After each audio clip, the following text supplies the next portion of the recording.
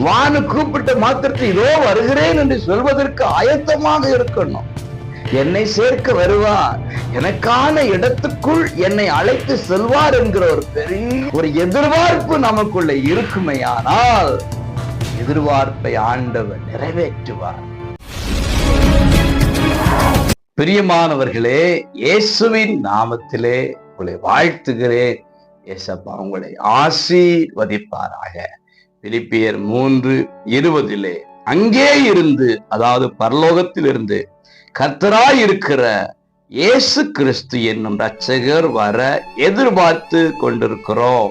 ஒரு கெஸ்ட் இன்னைக்கு வர்றாங்க அப்படின்னு நமக்கு தகவல் கொடுத்தா அவங்க வர்றதுக்கு முன்னாடி நிறைய விஷயத்தை ஆயத்தப்படுத்தி இப்ப வந்துருவாங்க அப்படின்னு ஒரு எதிர்பார்ப்போடு காத்திருப்போம். இது போலதான் ஏசப்பா சொன்னாரு, நான் திரும்ப வருவேன். அப்ப திரும்ப வர போகிறவ என்னைக்குன்னு சொல்லல. கெஸ்ட் சொல்லுவாங்க எப்ப வர்றேன் அப்படின்னு, ஆனா ஏசப்பா என்னைக்கு வருவேன் அப்படின்னு சொல்லல.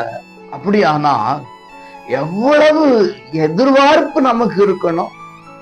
இப்போ பேசிட்டு இருக்கிற இந்த நொடி அவர் வந்தா நான் ஆயத்தம் என்கிற ஒரு எதிர்பார்ப்பு நமக்குள்ளே இருக்க வேண்டும். இதோ வருகிறேன் என்று சொல்வதற்கு ஆயத்தமாக இருக்கணும். அவர் வருவார், என்னை சேர்க்க வருவார், எனக்கான இடத்துக்குள் என்னை அழைத்து செல்வார் என்கிற ஒரு பெரிய எக்ஸ்பெக்டேஷன், ஒரு எதிர்பார்ப்பு நமக்குள்ள இருக்குமையானால் எதிர்பார்ப்பை ஆண்டவர் நிறைவேற்றுவார். அதற்கு இன்றைக்கே ஆயத்தமாவோம், எதிர்பார்ப்போம், எதிர்பார்ப்பு நிறைவேறும். God bless you.